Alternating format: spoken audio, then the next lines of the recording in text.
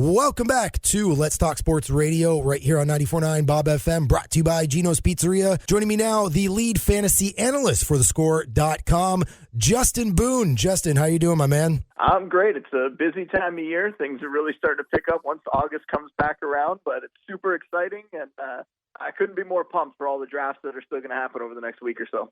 Look, before we get into this, I want to ask you because, fantasy is never been more popular. How did you get into fantasy football and then parlay that into a career as the lead analyst for thescore.com?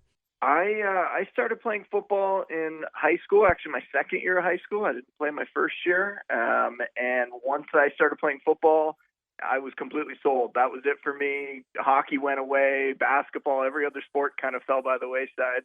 And it was football the rest of the way, and I knew I wanted a career in it. So I went to school for journalism and ended up getting lucky enough to catch on with a sports network. And they were very, very kind to notice that I was into fantasy football particularly, and I took over the NFL section for them.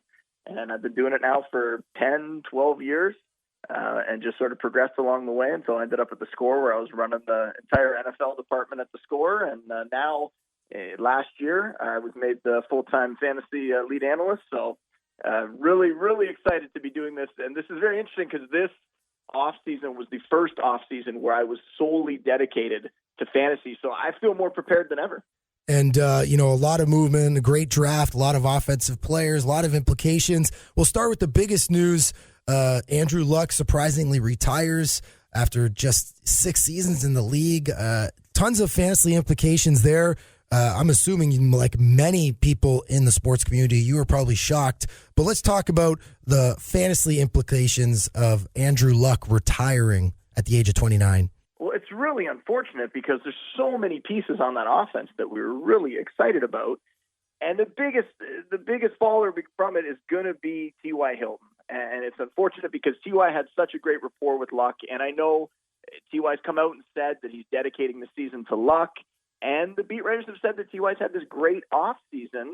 And the great offseason has happened with Jacoby Brissett playing quarterback because Andrew Luck hasn't really been around. So there is a little bit of hope that Hilton can still have a good season. But you have to knock these guys down, right? Hilton goes from being maybe a low-end borderline wide receiver 1 in fantasy to now I have him ranked as my wide receiver 20, so a low-end wide receiver 2.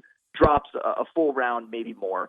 You're also going to see guys like Marlon Mack get hurt from this because I still think he's going to have a good season. He's playing behind a Colts offensive line that is outstanding, but without Andrew Luck there, that offense isn't going to be in scoring position as much. So there's not going to be as many touchdowns for him.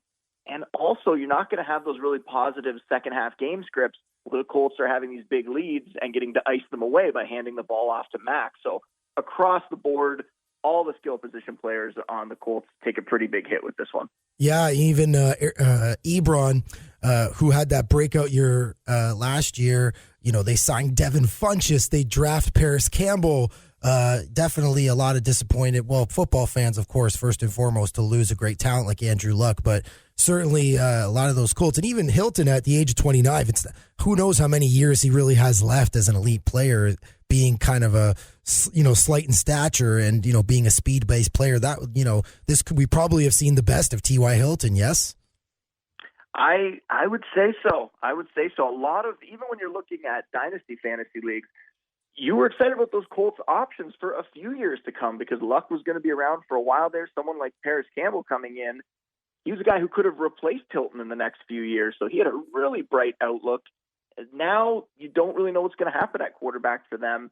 Jacoby Brissett's a free agent after this season. So do they end up looking to the draft? We'll see. I don't think they're going to be a bad enough team that they're going to be picking right at the top of the draft because I think this time around, Brissett's in a better situation. Last time when he started for them a couple years ago when Luck was hurt, he had gotten traded to them right before the season started. They kind of threw him into an offense he didn't really know that well.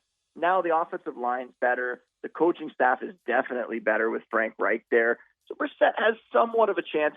I do a fantasy strength of schedule article every year, and for Brissett, he has the second easiest fantasy schedule for quarterbacks. I'm not suggesting anyone takes him in fantasy, obviously. Unless you're in a 2-quarterback league, you're not going to touch him at all. But a little bit of hope there that the Colts can at least be okay. But you're going to see regression across the board. And you mentioned Ebron. I think even if Luck was still around with the other weapons they brought in, Ebron was going to regress no matter what. There's no way he was going to score 14 total touchdowns again. I think that number is going to come way down this year to maybe 5 or 6, and that's going to put him outside the top 12 tight ends. Absolutely. Let's talk about something that happened this past Saturday as well. Houston Texans running back Lamar Miller tears his ACL. Coincidentally, the team 2 weeks prior traded for Cleveland Browns running back Duke Johnson. And now it's Duke Johnson looks like he's the primary running back in that offense, which looks like he's going to get a lot of action. He's never had a starting role, much like Miller hadn't prior to signing with Houston. But a lot of people in general, not knowing really if Duke can handle it. I don't understand why. He's the leading rusher in Miami Hurricanes history. He's never really had an extended injury or been hurt. And, people say he bounces outside the tackles. He's more of a pass catcher. I think in this offense, he's going to feast because, you don't know what you're getting out of Kiki Kuti with those short patterns. I myself traded for him in Dynasty. I even sent you a tweet. I traded him straight up for Robbie Anderson, who's a guy I got off the waiver wire in Dynasty 2 years ago, completely untouched. And I traded him straight up just because I thought, the Jets, a lot of mouths to feed.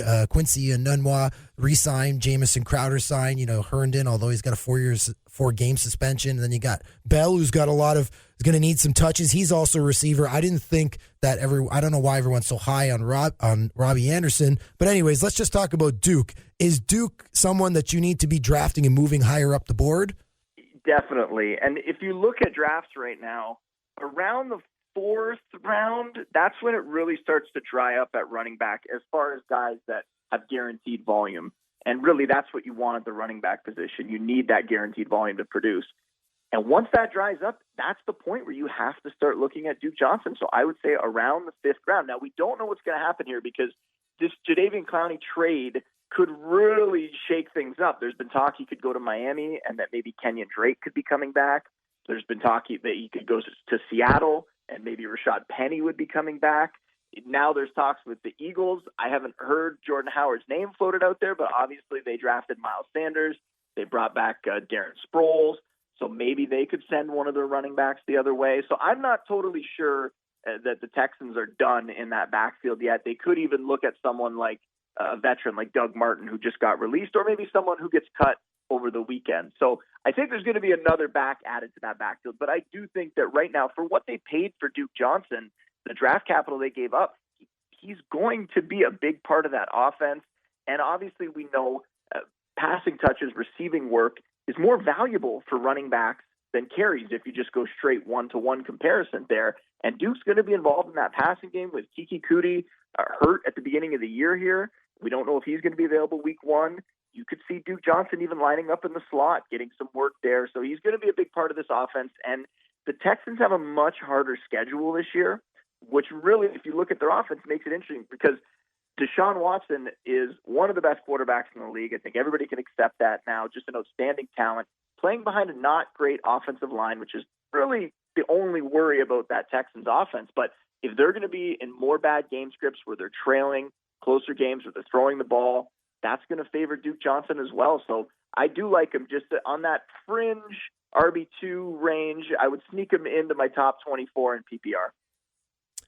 All right, I think that's pretty fair. Let's talk about the elite players. If you're out there doing a redraft, you're in redraft leagues, you're drafting this weekend, I think the top 3, this is my opinion, you might agree or disagree, I think it starts to get interesting around the 4 spot because if you're drafting in redraft, there's pretty much 3 elite players. You've got Saquon Barkley from the Giants, running back, Alvin Kamara, running back for the New Orleans Saints, and Christian McCaffrey for the Carolina Panthers. After that, I think if you're drafting, you need to decide what your strategy is because you can go with an elite receiver, Michael Thomas, Devontae Adams, Odell Beckham Jr., or you can, I don't know if this is a risk or not, but then you just have to start looking at guys like James Conner, for example. What do you think? Is that when you're doing a redraft in that first round, is that top 3 elite in terms of players? Are those your elite 3 players, would you say? Or what do you do? When does a redraft first round start to shift in terms of talent?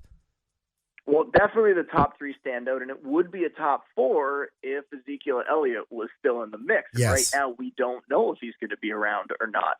So then you have to decide how much risk do you want to take on in the first round. Normally, you want to make sure that your first round pick is somebody that you really have faith in, who's going to be there for you. And right now, we're not so sure about Zeke. I know everyone is kind of, myself as well, I've operated under the idea that Zeke's probably more likely to sign. Melvin Gordon seems to be the one that might be headed for a bit of a longer holdout. That seems to be what the reports have indicated, even the mentalities of the players. I mean, we had Melvin Gordon on video last year during the LeVeon Bell situation saying, if I was in that situation, I'd do the exact same thing as he's doing. So that tells you where his mindset's at.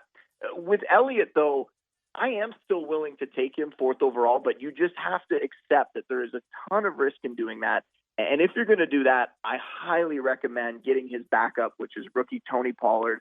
You can get him around the 9th. You might want to reach for him in the 8th just to make sure that you secure him, because we're a week away from the season. We've all been acting like, well, Zeke's going to come back. Maybe even Melvin Gordon will be back in week 1.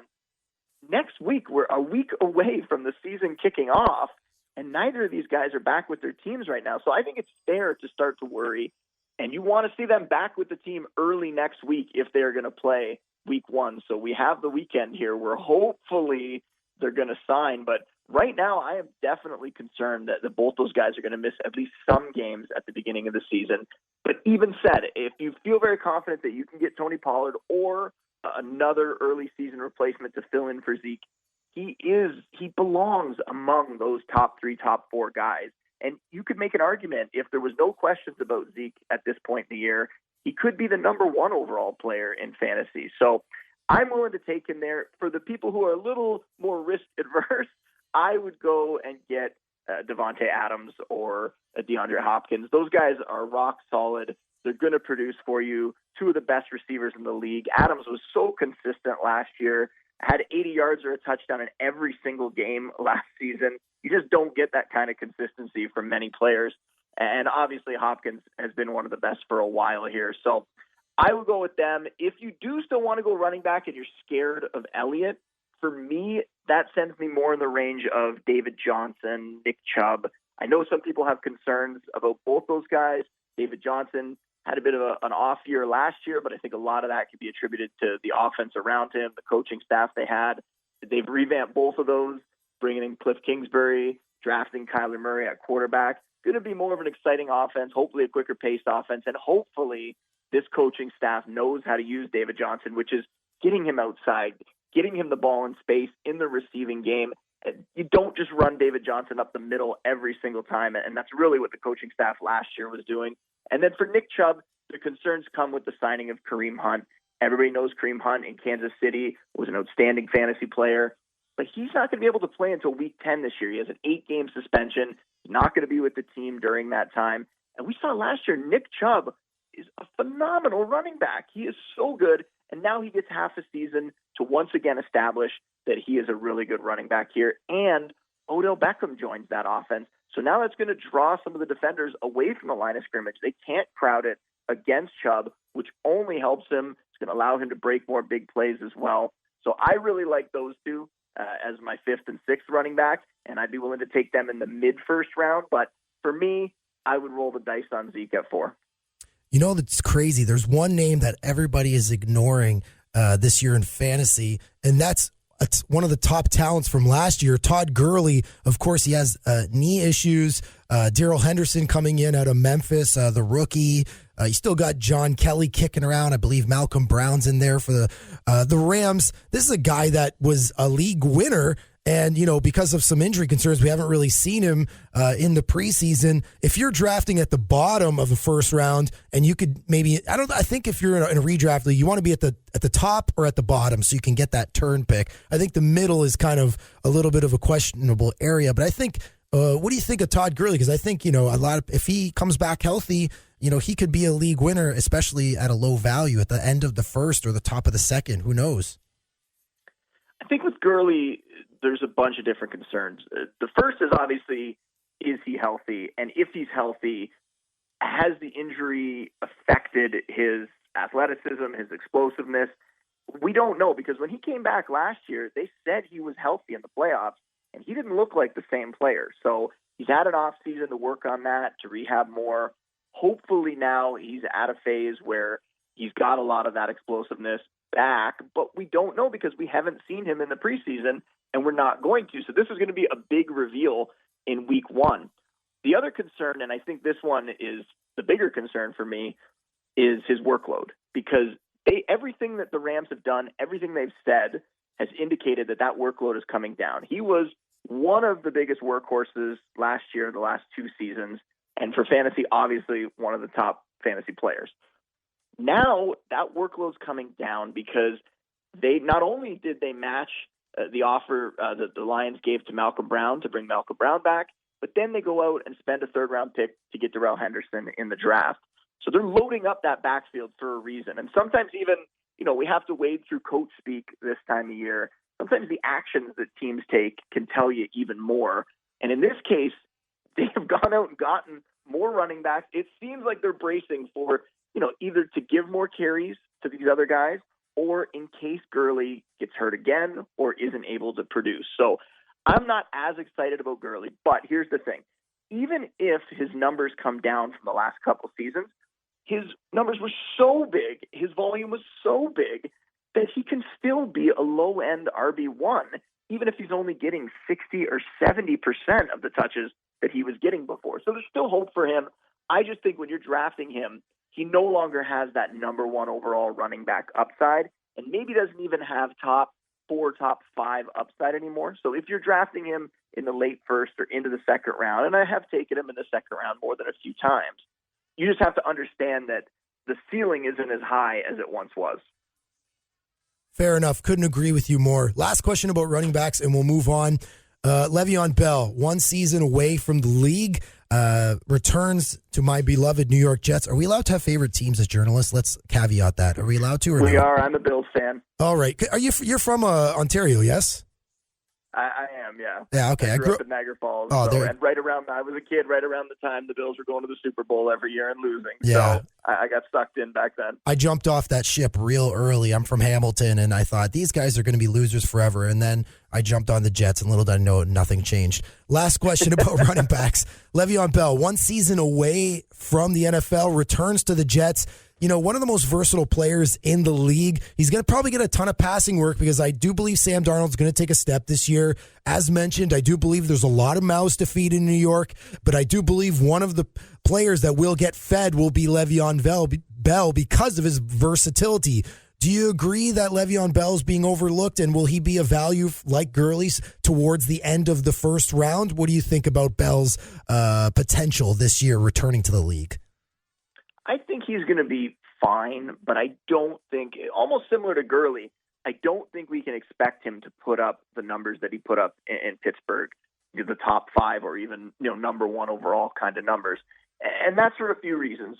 One, he's leaving that Pittsburgh system, which we know basically no matter who starts at running back there, they produce. And he's also going to a team that has a worse offensive line. Now they're trying. The Jets have gone out, brought a couple veterans in, got Ryan Khalil to come out of retirement and play center, got Kelechi Osemele in the offseason. But they're kind of on the downturn of their careers, so we're not totally sure if those guys are going to be huge upgrades. They're probably going to be somewhat of an upgrade because the Jets' offensive line was terrible last year. But so he's going to a situation where the offensive line isn't as good and the system isn't as good. He also is going to a situation with a coach in Adam Gase who has kind of just messed with running backs everywhere he's gone, right? If you go back to Miami and the Kenyon Drake situation where he just constantly was splitting Drake with Frank Gore. He kind of screwed around with Jay Ajayi at one point when Ajayi was a pretty good fantasy player. So are we sure that Bell is going to get the volume? Because Adam Gase also made comments about how he didn't really want to pay LeVeon Bell. He wasn't very excited about that signing. He wanted to spend that money on Matt Parody, who's a center who eventually signed with the Panthers. And I think actually that Adam Gase is right in that situation. I would rather invest in the offensive line and try to find a running back elsewhere in the draft. And there's also talk that Ty Montgomery, fantasy owners should know him well. He was on the Packers. He was a wide receiver. He had a wide receiver designation and then started playing running back for the Packers and got the start.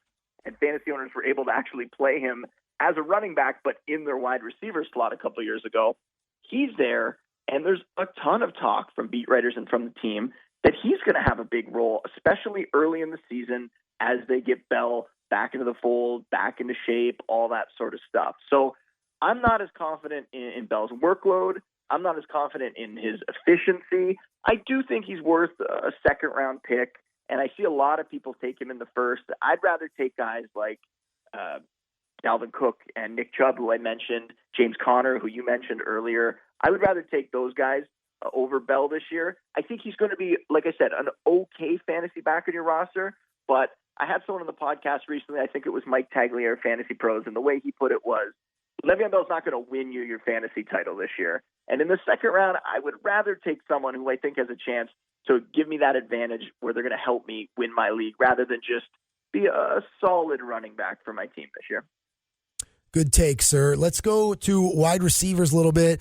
Again, really top heavy with your elites, Adams, Hopkins, Odell Beckham, an aging Julio Jones, but in redraft, he's still a good asset. Of course, Michael Thomas. I'm reading off your rankings in order, by the way. You got Juju, Tyreek Hill, Mike Evans, Antonio Brown, and Keenan Allen are your top 10.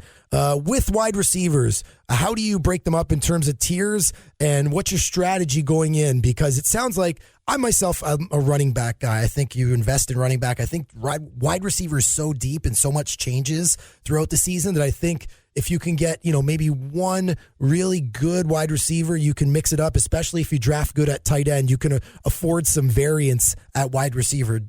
What's your strategy in wide receiver, and how do you break up the tiers?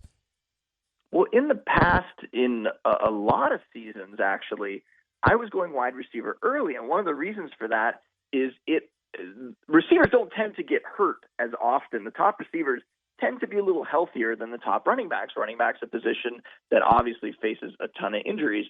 So receivers seem to be a more consistent option in the early rounds, and then you could try to go in the middle rounds and later rounds and find those breakout backs, or even during the season, pick up the guys off the waiver wire who, injuries happen ahead of them on the depth chart, and then they get starts. This year, it's definitely different, though, and you mentioned it. The depth at receiver and my confidence in some of the guys that I can get in the 4th, 5th, 6th, 7th, even 8th round, guys who I think can be pretty solid fantasy starters on my team, has pushed me to go more running back and even tight end early this season. So I tend to like, depending where I'm picking, but I tend to like to go RB in the first round. In the second round, normally running back again, maybe one of those top receivers, but often I have been going after the tight end. If I'm in the early second, I'll go with Travis Kelce. If I'm in the late second, I'll go with George Kittle. The reason for that, the positional advantage that they're giving you. Those guys are putting up numbers like top 10 wide receivers. Now, that was last season. Could be some regression coming, but I think those two are the very clear top 2 tight ends in the league right now. And I think if you look at their situations, Kelce's in one of the most prolific pass offenses in the league. Kittle is basically the number 1 receiver in San Francisco. So I think they're still both going to have really good seasons. And then when you start to get one of the reasons, like I said, that I'm confident is because in the 4th round, even maybe the 5th round, but in the 4th, I'm pulling the trigger on Tyler Lockett. And Tyler Lockett this year, great season. Last year had a very good year, but he had very high efficiency, and we expected it to regress a little bit. Then Doug Martin leaves the team, and now that puts Lockett into the slot.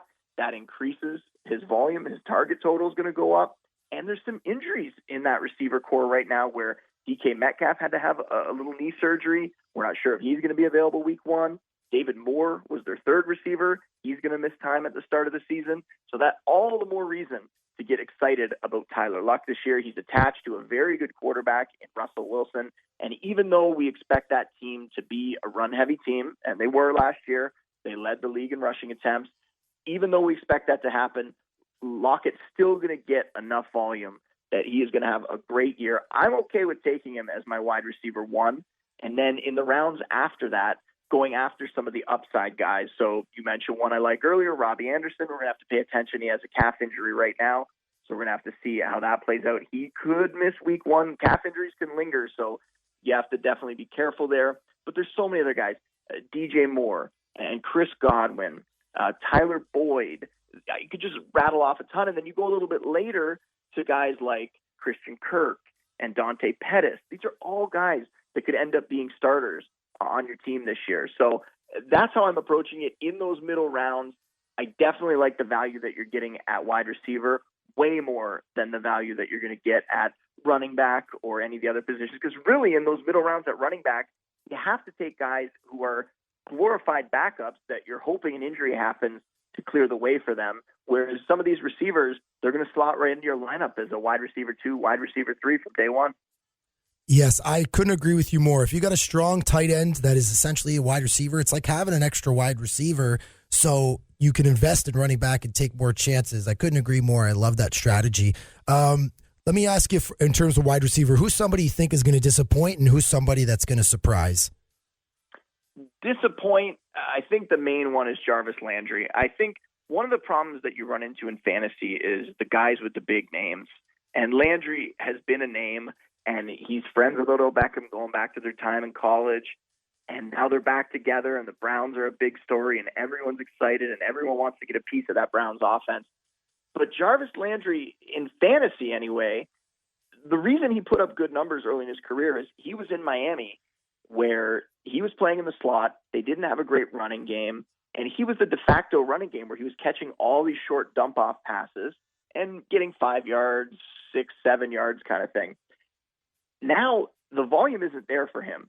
And last year we saw the Browns paid him and then tried to play him like their top receiver, and his efficiency went way, way down because he wasn't catching those short passes all the time anymore, right? So now this year they bring in Odell Beckham. So now he's definitely not going to see the volume there. He'll have some decent games for sure, but Beckham is going to command so many targets. That rushing game is going to be so strong. You also have other options there too, like David Njoku, very athletic, up-and-coming tight end.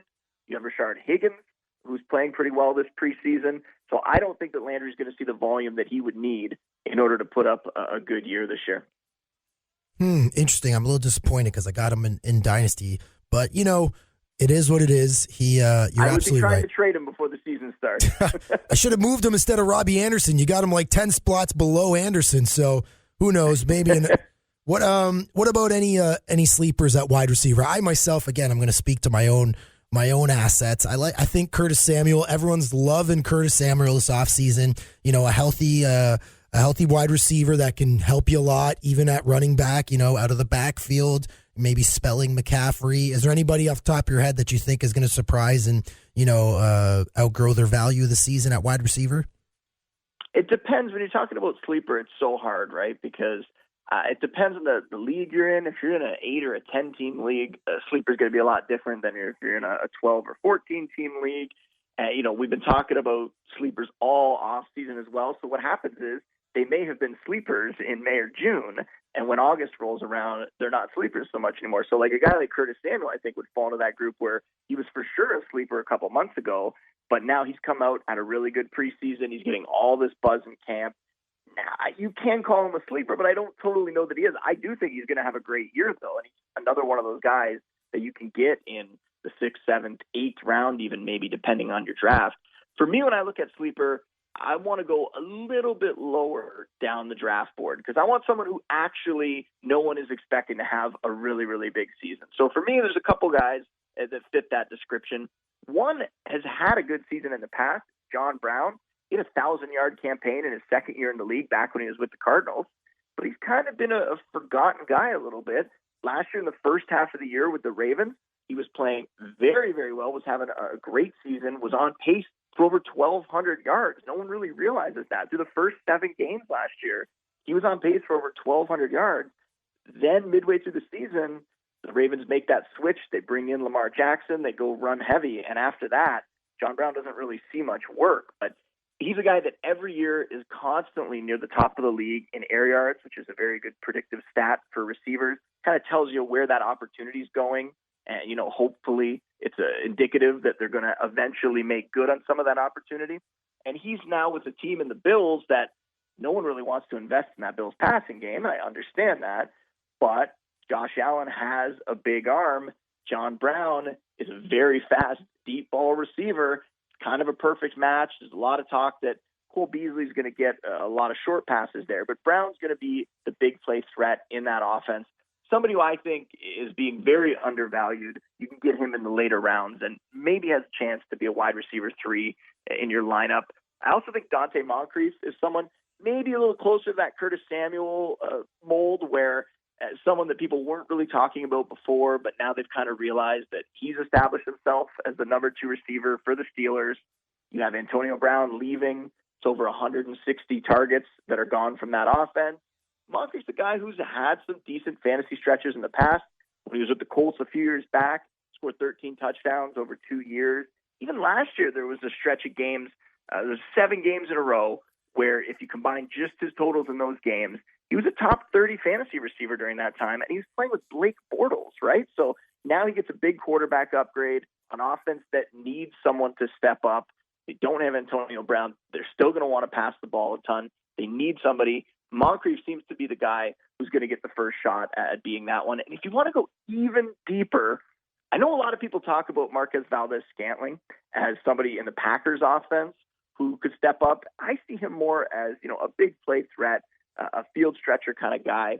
I think there's another guy that you can get that's much cheaper, who's not getting the hype, and who's also in a very good offense. It's Traquan Smith with the Saints. And this is a guy who was a rookie last year, but was drafted very high in the second round.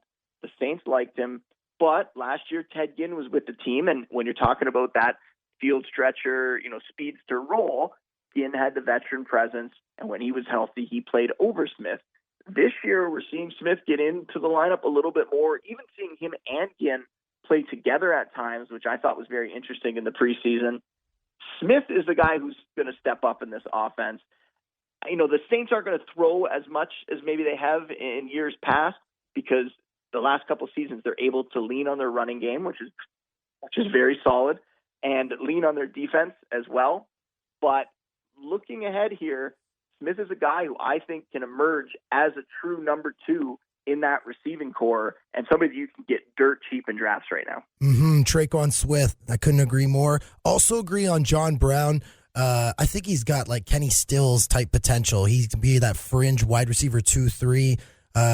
If you're a Marquez Valdez-Scantling guy, then you're not a Geronimo Allison guy. I think it's a coin flip between those guys. And then another guy, and I think it's interesting when you play Dynasty, you kind of follow the second-year guys a little bit more. I think Michael Gallup might be an interesting guy to follow because second year, you're talking Amari Cooper in the Dallas system, no Ezekiel Elliott, second year playing with Prescott. I think also Gallup is one of those guys that could take a leap and become a useful player that you could get for dirt cheap at the bottom of the wide receiver ranks.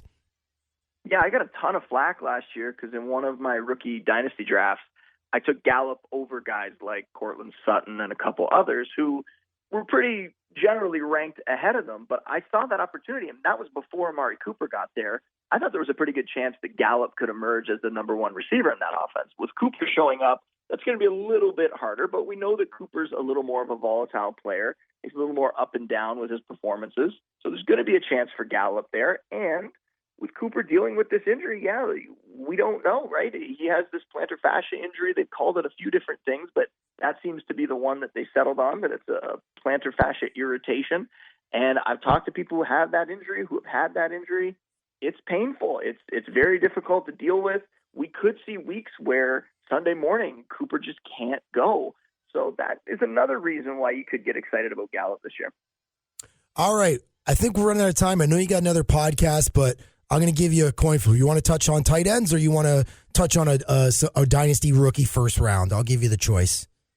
Let's talk about tight ends. I feel like more people play redraft. I know when we put out our content, the Dynasty stuff gets a little less play. So I think maybe the tight end one is more important this time of year. Hit me. Okay, so your rankings, you got Kelsey 1, my guy George Kittle 2, then Zach Ertz from Philly 3, O.J. Howard takes a big leap 4. I think that's where the drop-off is a little bit in terms of volatility. Then Evan Ingram 5, Hunter Henry 6, coming back off the injury, Jared Cook 7, Vance McDonald out of Pittsburgh 8, David Njoku out of Cleveland 9, and Delaney Walker, a Tennessee tight end, number 10. Break down your tight end ranks.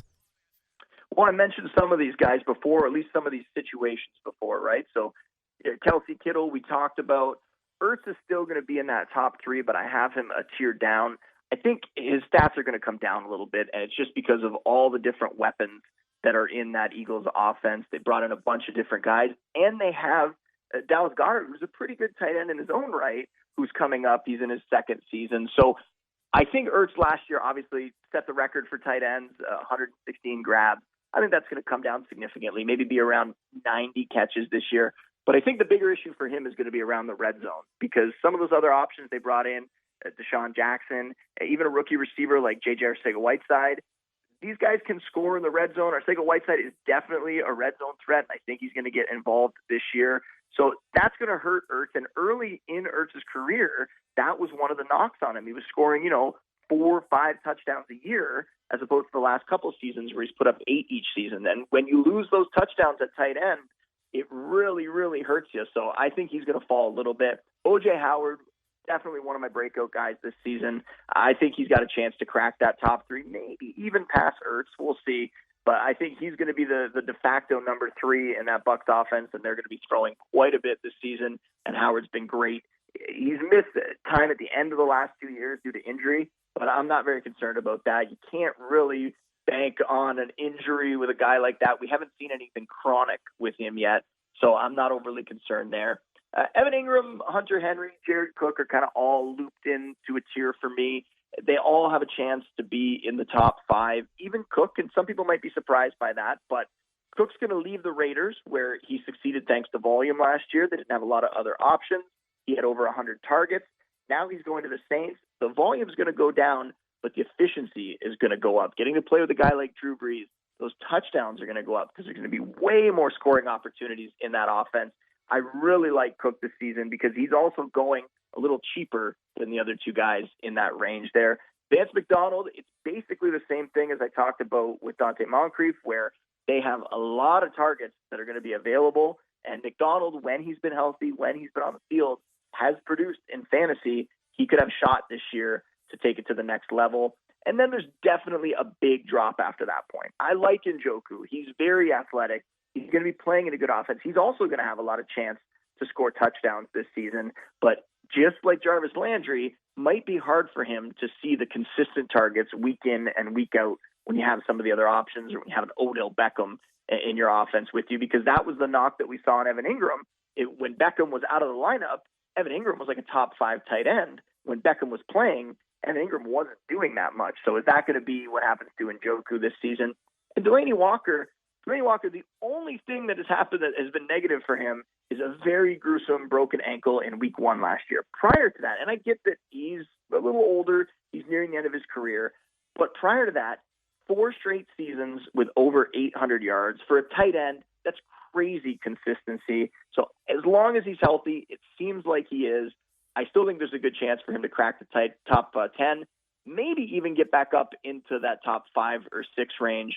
But he's someone I really like there. And if you're going outside of that group, there's a few other guys that are interesting. Mark Andrews really played well last year as a rookie, had a lot of different metrics that rookies don't normally put up the kind of numbers that he put up last year, especially once Lamar Jackson got in the offense. He was kind of the only pass catcher in that offense that consistently produced with Jackson under center. So that says something. He'll get a chance to improve on that this year. A couple rookies this year like TJ Hawkinson and Noah Fant. Hawkinson would be the one that I would take a chance on. Fant seems like he's a little earlier in his development, let's say. Hawkinson's a guy that has pro-ready skills. He can come in. Normally in fantasy, we don't want to trust rookie tight ends. They don't often produce unless a situation opens itself up where a lot of injuries happen in the offense and maybe they have to become sort of the number 1 pass-catching threat. But Hawkinson is going to be a very good tight end in this league for a very long time. He got targeted quite a bit in the preseason, so that's a nice sign that they want to get him involved in this offense. So he's a guy that I would definitely be looking to grab in the later rounds. Lead fantasy analyst for thescore.com, Justin Boone, delivering the goods on Let's Talk Sports Radio. Thank you, sir. That was a lot of jam-packed information, and we really appreciate you giving us some of your time today to talk fantasy football. We're less than a week away from kickoff. Are you pumped? Absolutely. I can't believe that it's already back again, and I don't think my wife can either. She made a comment the other day, football season's already here again? Yeah. So for the next 4 months, I'm kind of going underwater here. Well, what do you say? You want to do this again in a few weeks and catch up? Absolutely. It'd be great. All right, brother. You got it. That's Justin Boone. Find him at Justin Boone on Twitter and thescore.com lead fantasy analyst. Fantasy analyst. Fantasy analyst. Fantasy